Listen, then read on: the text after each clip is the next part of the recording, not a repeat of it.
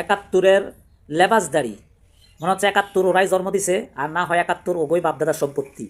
তারা সেখানে এটা নিয়ে এটা নাচরা করতেছে, কেন জামায়াত এখানে আসলো, 54 বছর আসলো না। আরে বেটারা বলতেছি, 54 বছর জামায়াতের এখানে যাওয়ার দরকার লাগে নাই কেন, এখন তার যাওয়ার দরকার লাগছে। কারণ এখন জামায়াতের আমি ডক্টর শফিকুর রহমান একটা বিরোধী দলীয় নেতা, সেই হিসাবে তাকে রাষ্ট্রীয় সিস্টেম মেনটেন করতে হলেও রাষ্ট্রীয় আইন অনুপাতে তাকে ওইখানে যেতে হবে। ঠিক আছে, ওই চুতিয়াদেরকে বলতে চাই যে তোমরা কি বাপদাদার সম্পত্তি বানাই লাইছো?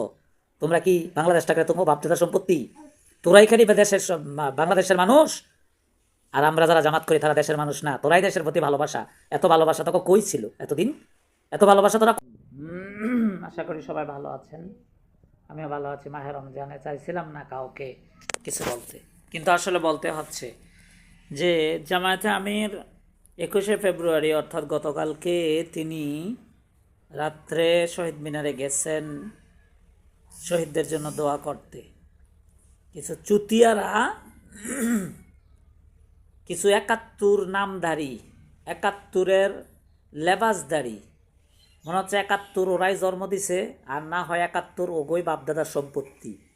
তারা সেইখানে এটা নিয়ে এটা নাচরা করতেছে, কেন জামায়াত এখানে আসলো, 54 বছর আসলো না। আরে বেটারা বলতেছি, 54 বছর জামায়াতের এখানে যাওয়ার দরকার লাগে নাই কেন, এখন তার যাওয়ার দরকার লাগছে। কারণ এখন জামায়াতের আমি ডক্টর শফিকুর রহমান একটা বিরোধী দলীয় নেতা, সেই হিসাবে তাকে রাষ্ট্রীয় সিস্টেম মেনটেন করতে হলেও রাষ্ট্রীয় আইন অনুপাতে তাকে ওইখানে যেতে হবে। ঠিক আছে, ওই চুতিয়াদেরকে বলতে চাই যে তোমরা কি বাপদাদার সম্পত্তি বানাই লাইছো?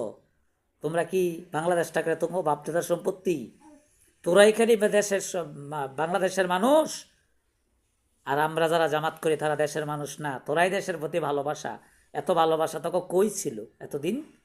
এত ভালোবাসা তোরা কোথায় রাখছিল এতদিন? তাই বলতেছি, সতর্ক হয়ে যাও। কারো নামে কোনো গীবত ছড়ানোর আগে, কারো নামে কোনো খারাপ কিছু বলার আগে বারবার চিন্তা করে বলিও, চিন্তা করিও, নিজের দিকে তাকাইও, নিজের দিকে তাকাইও। ঠিক আছে, এটুকুই বললাম। মাহে রমজানে বেশি কিছু বলতে চাই না। ভিডিওটি ভালো লাগলে পেজটি ফলো দিয়ে পাশে থাকুন। ভালো থাকেন, সুখে থাকেন। মাহে রমজানে যত পারেন আমল করেন, বেশি বেশি করে আমল করেন। আসসালামু আলাইকুম।